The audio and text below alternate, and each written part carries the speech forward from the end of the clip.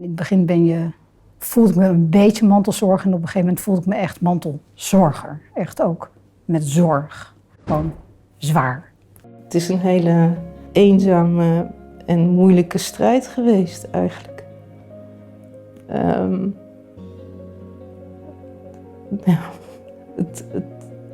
De drive was, ik wil het beste voor mijn ouders. Ik ga niet opgeven, ik ga niet bij de pakken neerzitten. Ik zoek de hulp en ik vraag om hulp. Maar makkelijk is dat zeker niet geweest. Het is je taak om voor je ouders te zorgen. En een hele gemeenschap kijkt met je mee. Met al jouw keuzes die je maakt in jouw leven, los van je ouders. En als het dan gaat om je ouders, dan kijkt die gemeenschap dubbel zo hard mee.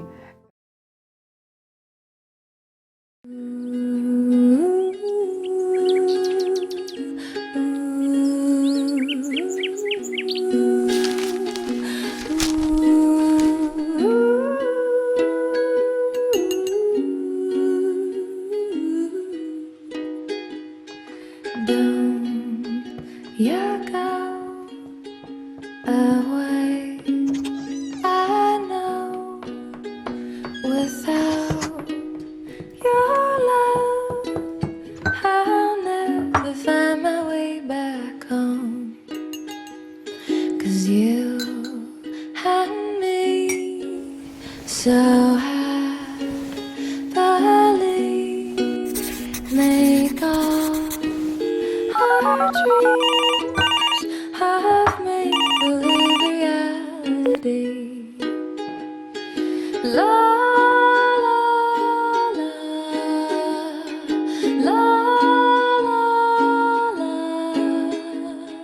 la la la,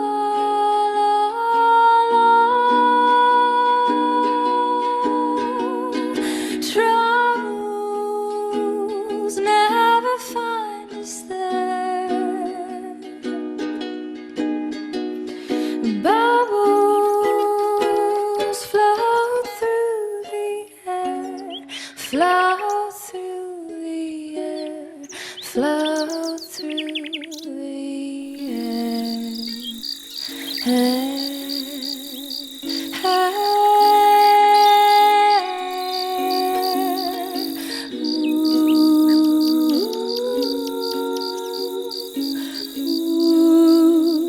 In 2016 zijn we begonnen hier in het Amsterdamse ontmoetingscentrum De Pijp. En dat waren eigenlijk twee onderdelen van het ontmoetingscentrum 3.0. Namelijk de Demental Coach en Star Online. En de Demental Coach, ja, wat ik eigenlijk al snel zag, ik focuste me eerst op mensen die hier ook al kwamen. En waarvan eigenlijk mensen niet bij de gespreksgroep wilden zitten. Mensen ook niet tijd hadden om te komen omdat ze nog werkten. En toen bleek eigenlijk best wel dat ze mee wilden doen met zo'n telefonische coach. En ik heb ook wel geëvalueerd met sommige mensen en zij vonden het zeer prettig. Met name de anonimiteit die er was en dat ze de tijd zelf konden indelen. Dus niet echt vast op een punt naar een ontmoetingscentrum komen en daar in een gespreksgroep moeten zitten. Dat zochten ze niet. Wij hebben toen ook gepraat met case managers, wijkverpleegkundigen. En daar bleken ook wel mensen te zijn die eigenlijk tussen het wal en het schip vallen. Die niet naar een ontmoetingscentrum gaan. De case manager heeft geen tijd voor die gesprekken.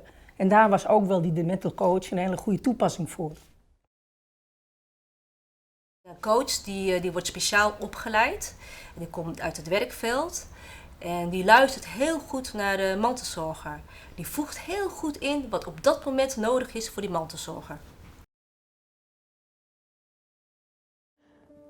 Als je je verhaal in je familie niet kwijt kunt, in de gemeenschap je niet begrepen voelt, dan is het wel fijn als je het ergens wel kwijt kunt en er toch anderen zijn die met je meedenken en je op het pad houden waar je graag naartoe wilt, zeg maar.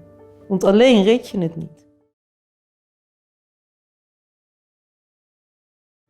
Het feit dat iemand dan zoiets heeft van, ik weet nou echt niet meer wat ik moet doen, dan is het gewoon hartstikke fijn om te weten dat je de telefoon kan pakken, dat die persoon niet weet wie je bent, En hoeft dat ook niet te weten. En alleen kijkt naar de situatie waarin je zit.